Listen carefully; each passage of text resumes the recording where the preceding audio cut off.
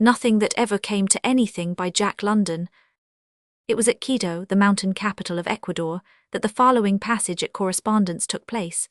Having occasion to buy a pair of shoes in a shop 6 feet by 8 in size and with walls 3 feet thick, I noticed a mangy leopard skin on the floor. I had no Spanish. The shopkeeper had no English, but I was an adept at sign language. I wanted to know where I should go to buy leopard skins. On my scribble pad I drew the interesting streets of a city. Then I drew a small shop, which, after much effort, I persuaded the proprietor into recognizing as his shop. Next, I indicated in my drawing that on the many streets there were many shops. And finally, I made myself into a living interrogation mark, pointing all the while from the mangy leopard skin to the many shops I had sketched. But the proprietor failed to follow me, so did his assistant. The street came in to help, that is, as many as could crowd into the 6 by 8 shop, while those that could not force their way in held an overflow meeting on the sidewalk. The proprietor and the rest took turns at talking to me in rapid-fire Spanish, and from the expressions on their faces, all concluded that I was remarkably stupid. Again I went through my program, pointing on the sketch from the one shop to the many shops, pointing out that in this particular shop was one leopard skin, and then questing interrogatively with my pencil among all the shops. All regarded me in blank silence, until I saw comprehension suddenly dawn on the face of a small boy. "To graze montagne," he cried. This appealed to me as mountain tigers, namely leopards, and in token that he understood, the boy made signs for me to follow him, which I obeyed. He led me for a 1/4 of a mile, and paused before the doorway of a large building where soldiers slouched on sentry duty, and in and out of which went other soldiers. Motioning for me to remain, he ran inside. 15 minutes later he was out again, without leopard skins, but full of information.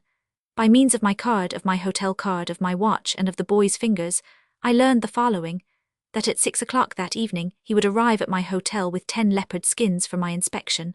Further, I learned that the skins were the property of one Captain Ernesto B. Cucci. Also, I learned that the boy's name was Eliseo.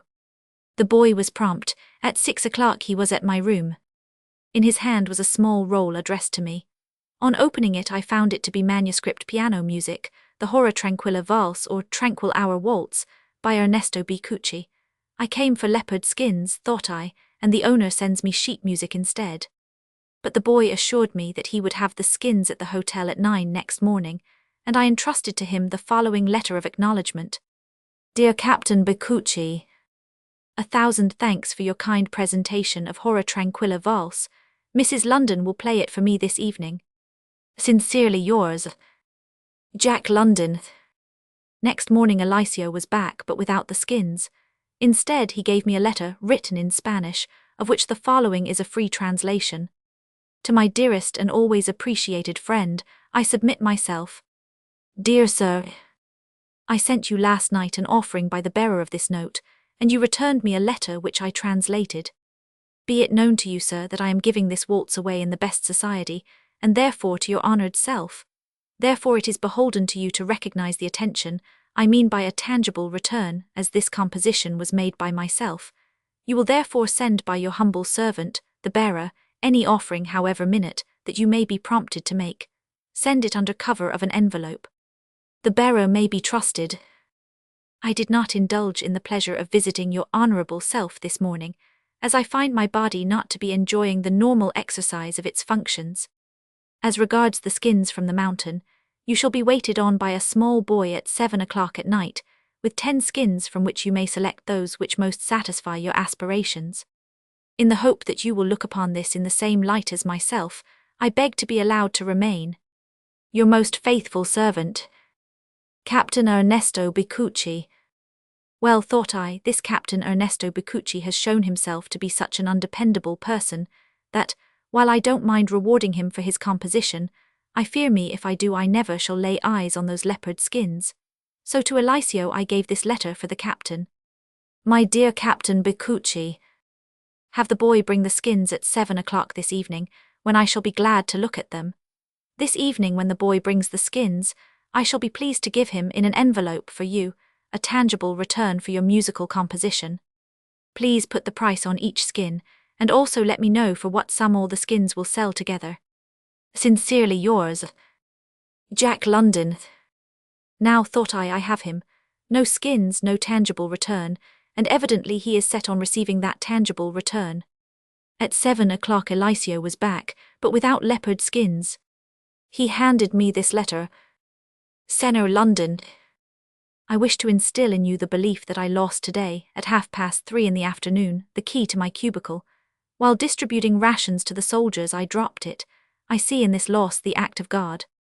I received a letter from your honorable self, delivered by the one who bears you this poor response of mine.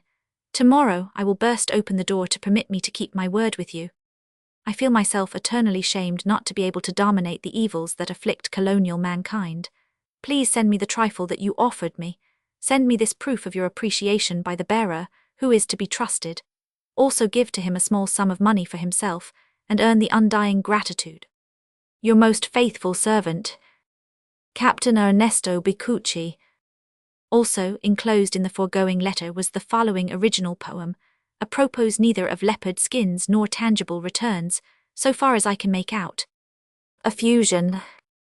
Thou canst not weep, nor ask I for a year to rid me of my woes or make my life more dear.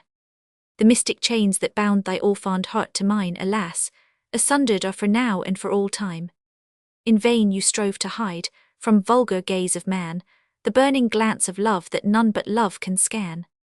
Go on thy starlit way and leave me to my fate. Our souls must needs unite, but God, 'twill be too late. To all and sundry of which I replied, My dear Captain Bicucci, I regret exceedingly to hear that by act of God, at 3:30 this afternoon, you lost the key to your cubicle. Please have the boy bring the skins at 7 o'clock tomorrow morning, at which time, when he brings the skins, I shall be glad to make you that tangible return for your tranquil hour waltz. Sincerely yours, Jack London. At 7 o'clock came no skins but the following. Sir, after offering you my most sincere respects, I beg to continue by telling you that no one, up to the time of writing, has treated me with such lack of attention. It was a present to gentlemen who were to retain the piece of music, and who have all, without exception, made me a present of $5. It is beyond my humble capacity to believe that you, after having offered to send me money in an envelope, should fail to do so. Send me, I pray of you, the money to remunerate the small boy for his repeated visits to you. Please be discreet and send it in an envelope by the bearer. Last night I came to the hotel with the boy. You were dining. I waited more than an hour for you and then went to the theatre. Give the boy some small amount and send me a like offering of larger proportions. Awaiting incessantly a slight attention on your part, Captain Ernesto Bicucci. And here, like one of George Moore's realistic studies, ends this intercourse with Captain Ernesto Bicucci. Nothing happened. Nothing ever came to anything. He got no tangible return, and I got no leopard skins.